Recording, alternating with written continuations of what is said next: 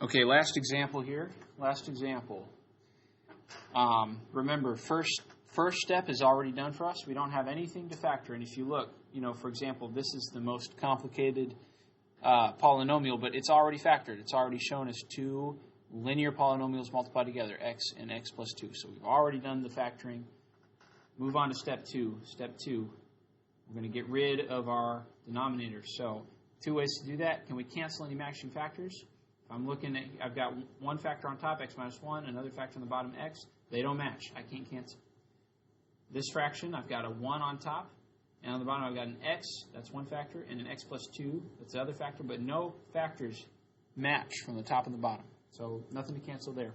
So the only other way I know how to get rid of my denominators is to multiply both sides of the equation by the least common denominator. So what is the least common denominator here? Least common denominator. So one denominator has a factor of x, so it's got to have an x in it. The other one also has an x, okay, so I'm good. And then this one also has an x plus 2, so I need an x plus 2. So there's my least common denominator. Multiply both sides of the equation by that. So here's one side of my equation. So there's one side of my equation, and I'm going to multiply my least common denominator by it. Okay. Now, here's the other side of the equation. 1 over x times x plus 2.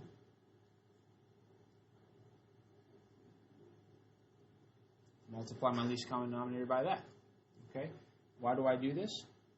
Well, these guys cancel, and I've just got 1 on this side. And then if I multiply everything through, I've got x times x, my least common denominator, multiply into the 1, give me x times x plus 2. And then it'll multiply also into the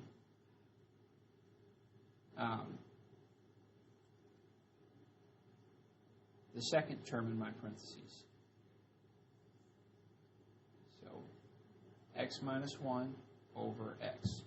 Okay? It's kind of messy. Finally, this is an example where step 3 makes sense because we have things to multiply here. So we can multiply all this stuff together. Okay? But the first thing I'm going to do is I'm going to notice that this x in the denominator here cancels with that x being multiplied by it. Okay? But there's finally stuff to multiply. I've got an x multiplied by an x plus 2 here that I need to multiply together.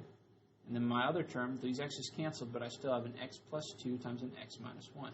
X plus 2, x minus 1. Multiply those together, it all equals 1. So let me do the multiplying.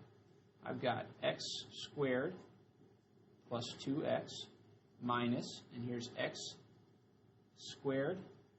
And then I'm going to do the outside, minus 1x minus 1x. Inside is plus 2x. And then last terms are negative 1 and 2. Minus 2 is equal to 1. Okay, now, step 4. We want to add, subtract everything to one side. Okay? Before I get to step 4, actually, I'm going to simplify. So I've got x squared here, and I've got a minus x squared here. If I add those together, they cancel. I've got a 2x here, a 2x there, and a minus 1x there. If I add all those together, I'm going to have 3x. And then finally, I've got a negative 2 there. Doesn't add to anything on this side. So 3x minus 2 is equal to 1. That's my simplified expression. Okay, so I'm going to move on over here to step 4. Step 4, where you add and subtract everything to one side. How am I going to do that? I'll subtract 1 from both sides. That'll put a 0 on one side and bring everything over to the other side. Okay, now I need to solve for x. That's my step 5. I need to solve this polynomial. So I'm going to add 3 to both sides. Add 3 to both sides, and I've got 3 is equal to 3x. Divide both sides by 3, and I'm going to finally get my answer, which is x is equal to 3 over 3 is 1. And there is my answer. Okay. Now, you guys, if you'd be so kind. Work on the exit ticket. Show me by the end of class. Thank you.